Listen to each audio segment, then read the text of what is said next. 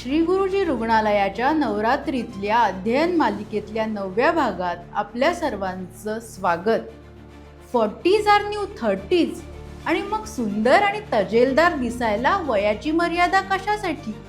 आपल्या कार्यक्षमतेच्या आणि उत्साहाच्या बळावर प्रत्येक स्त्रीनं हे सिद्ध केलं आहे की 40s आर न्यू 30s आणि म्हणूनच आपली त्वचा ही कोमल, मुलायम आणि तजेलदार बनवण्यासाठी आणि त्याचप्रमाणे मेनोपॉज नंतर त्वचा आणि केस यांची कशी काळजी घ्यावी या संदर्भात आपल्याला काही टिप्स अँड ट्रिक्स देण्यासाठी आपल्याबरोबर आज उपस्थित आहेत श्री गुरुजी रुग्णालयाच्या त्वचारोग तज्ज्ञ म्हणजेच डर्मॅटोलॉजिस्ट डॉक्टर रुपाली नेमाडे मॅडम. नमस्कार. नमस्कार. आपलं स्वागत आहे मॅडम. आपण आपल्या प्रश्नोत्तरांना सुरुवात करूया. पहिला प्रश्न असा की मेनोपॉज नंतर त्वचा पहिल्यापेक्षा कोरडी का वाटते आणि मग त्याच्यावर उपाय काय? मेनोपॉजच्या काळात आपल्या शरीरात हॉर्मोन्सचे मोठे बदल घडतात. त्यामुळे एस्ट्रोजेन या हॉर्मोन्सची पातळी कमी होऊन आपल्या शरीरातील कोलाजेन नावाचे एक घटक कमी होते आणि त्यामुळे आपल्या त्वचेला कोरडेपणा येतो, सैलसरपणा येतो आणि त्यामुळे आधीपेक्षा त्वचा जरा कोरडी वाटायला सुरुवात होते. आणि मग त्याच्यावर उपाय? आणि सतत मॉइश्चरायझर लावणे, दिवसातून निदान 2 ते 3 वेळा चांगल्या प्रतीचे मॉइश्चरायझर लावणे हा त्यावर उपाय सांगता येईल. आणि पाणी पिल्यामुळे काही फरक? पाणी पिल्याने त्वचेची हायड्रेशन म्हणजे पाणी टिकवून ठेवण्याची क्षमता वाढते आणि त्यामुळे त्वचेला ओलसरपणा टिकून राहतो. आता दुसरा प्रश्न म्हणजे ॲक्ने किंवा पिंपल्स या खरं तर तरुण वयात येतात, पण काही जणींना पेरीमेनोपॉझल पिरियड म्हणजे मेनोपॉजच्या आसपास पण ही मुर्म किंवा ॲक्ने, पिंपल्स दिसू शकतात. बरोबर. त्यामागचं कारण काय? जरी पिंपल्स किंवा मुरुम हे वयात येताना म्हणजे पिरियड्स जेव्हा स्टार्ट होतात तेव्हाच येतात असे मानले जात असले तरी पण पेरीमेनोपॉजच्या काळात किंवा मेनोपॉजच्या नंतर आपल्या शरीरातल्या हॉर्मोन्सच्या बदलांमुळे आणि एस्ट्रोजेनची पातळी विशेष करून कमी झाल्यामुळे टेस्टोस्टेरॉन म्हणजे मेल हॉर्मोन्सची हे हॉर्मोन्स प्रभावी होतात आणि त्यामुळे या हॉर्मोन्समुळे काही ऑइल सिक्रिटिंग म्हणजे सीबम सिक्रिटिंगच्या ग्लँड्स आहेत किंवा ग्रंथी आहेत त्या जास्त ऑइल सिक्रिट करतात आणि मग त्यामुळे हनुवटी किंवा हा जॉ लाईन या एरियामध्ये बरेच मुरूम यायला सुरुवात होतात. बरं, याच कारणामुळे हनुवटीवर केस येणं किंवा अपर लिप म्हणतो आपण किंवा वरच्या ओठाच्या वरती केस येणं ही समस्या बऱ्याचदा मेनोपॉज नंतर जाणवते. मग त्याच्यावर उपाय हे आपल्याला डर्मॅटोलॉजिस्टकडे जाऊन प्रत्येकाला जे सूट होतात ते क्रीम्स वापरले पाहिजे. बरोबर आहे. आणि जे केस वाढतात त्याच्यासाठी काही लेझर सारख्या ट्रीटमेंट? केस वाढीसाठी लेझर हाच एक परमनंट आणि तोच एक परमनंट उपाय आहे. बाकी त्यावर कुठलेही क्रीम किंवा इतर काही साधनं उपलब्ध नाहीत. मेनोपॉज नंतर त्वचेवर विशेषतः चेहऱ्यावर काळे डाग पण येतात. बरोबर आहे. तर त्याचा उपाय कोणता आणि त्याचं कारणही काय?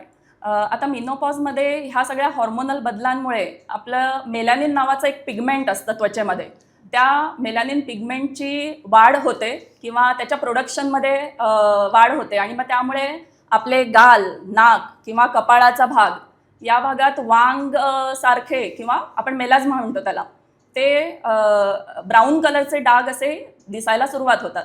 हे जर आपल्याला अनुवंशिकता असेल, जसं आपल्या घरामध्ये आई, मावशी, आजी यांना जर हे वांगचे डाग असतील तर ते अनुवंशिकतेने आपल्यालाही येऊ शकतात.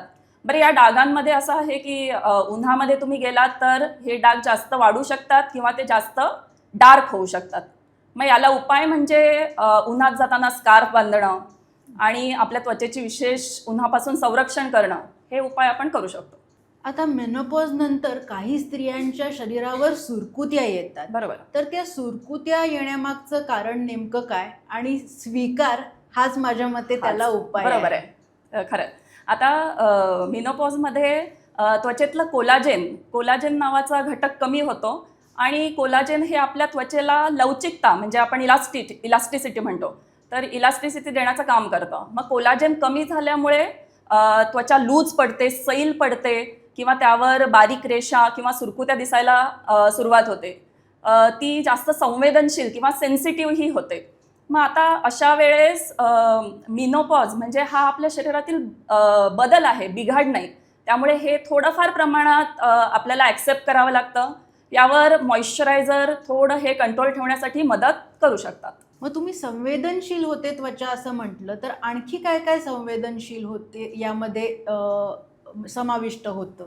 आता संवेदनशील त्वचा होते म्हणजे मिनोपॉज नंतर थोडंसं त्वचेची जी सहनशक्ती असते ती पहिल्यापेक्षा बरीचशी कमी होते. तिची पाण्याची पातळीही कमी झालेली असते. त्यामुळे उन्हात गेल्यावर लालसर पुरळ येणं किंवा आपण जे आधी वापरत आहोत त्या प्रोडक्ट्सला ॲलर्जी दाखवणं, म्हणजे आधी एखादं परफ्यूम वापरत आहात, आधी एखादी पावडर वापरत आहात, त्याला ॲलर्जी दाखवणं, ह्याला आपण सेन्सिटिव्हिटी म्हणजे ती जास्त नाजूक झालेली आहे त्वचा असं म्हणतो. आणि मग त्यावर हेच उपाय आहेत की तुम्ही थोडंसं परफ्यूम विरहित म्हणजे ज्याला वास नाही विशेष अशा प्रकारचे प्रोडक्ट्स वापरणं हे त्याला उपाय म्हणून आपण सांगू शकतो. आणि मेनोपॉजच्या आसपास जी केस गळती होते त्या बाबतीतला उपाय बऱ्याच दर्शकांना जाणून घ्यायची इच्छा आहे. आता केस गळती हा युनिव्हर्सल प्रॉब्लेम झालेला आहे. त्यामुळे मिनोपॉजमध्ये तेच कोलॅजेनचं प्रमाण कमी झाल्याने केसांची मुळं जरा सुट्टी होतात किंवा एवढी घट्ट राहत नाहीत आणि मग त्यामुळे ती लगेच पडून जाणं हे प्रमाण बऱ्यापैकी जाणवतं. आणि या काळामध्ये थोडासा स्ट्रेस असतो किंवा मानसिक संतुलन बिघडतं हॉर्मोनल बदलांमुळे. स्ट्रेस हा पण एक मोठा फॅक्टर आहे जी केस गळती घडवून आणतं. मग यासाठी संतुलित आहार घेणं हे आवश्यकच आहे. शेवटचाच प्रश्न की आपल्या या मेनोपॉज नंतरच्या आणि मेनोपॉजच्या आसपासच्या महिलांना तुम्ही शेवटचा संदेश काय द्या? त्वचेची काळजी म्हणाल तर नियमित मॉइश्चरायझर लावणे.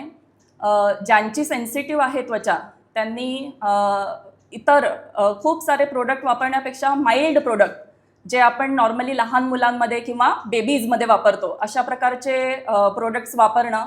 सतत 2-3 वेळा दिवसातून आपण एकच वेळा मॉइश्चरायझर लावतो, पण निदान 2 ते 3 वेळा तरी मॉइश्चरायझर लावलं गेलं पाहिजे. बाहेर पडतानाही फुल स्लीव्हचं शर्ट घालणं किंवा ग्लोव्ज घालणं, स्कार्फ मोठा स्कार्फ बांधून उन्हापासून संरक्षण घेणं, या काही हे आहे ते आपलं उन्हापासून जे डॅमेज होतो स्किनला तो चेंज करू शकतो. आणि अजून आहे की आहारामध्ये संतुलित आहार हा सगळ्यात मोठा फॅक्टर आहे. आता संतुलित आहारामध्ये पण केस हे प्रोटीनपासून बनलेले असतात. त्यामुळे प्रोटीनचा आहार चांगला ठेवणं, त्यासोबत काही विटामिन्स, बायोटीन हे केस गळतीस चांगलं विटामिन आहे त्यामुळे बायोटीनचं सेवन, परत ओमेगा-3 फॅटी ॲसिड्स म्हणजे सर्व प्रकारच्या तेलबिया जसं जवस आहे, तीळ आहे, सूर्यफुलाच्या बिया आहेत, या प्रकारच्या अन्नाचं सेवन करणं हे संतुलित आहारात येतं. त्याबरोबरच भरपूर पाणी पिणं हा एक चांगला उपाय आहे. या सर्वांसोबत योगा म्हणजे हे स्ट्रेस रिलीज करण्यासाठी आणि आपल्या शरीराचं व्यवस्थित जे रुटीन चाललेलं आहे, संतुलन आहे ते टिकवून ठेवण्यासाठी. तर ह्या सगळ्या फॅक्टरनी स्किन बरीचशी चांगली राहू शकते. Thank you madam. आपल्या दर्शकांना आपण खूप छान सल्ला दिलात. आता जरूर त्यांना तजेलदार आणि टवटवीत राहायला नक्कीच मदत होईल. धन्यवाद. धन्यवाद.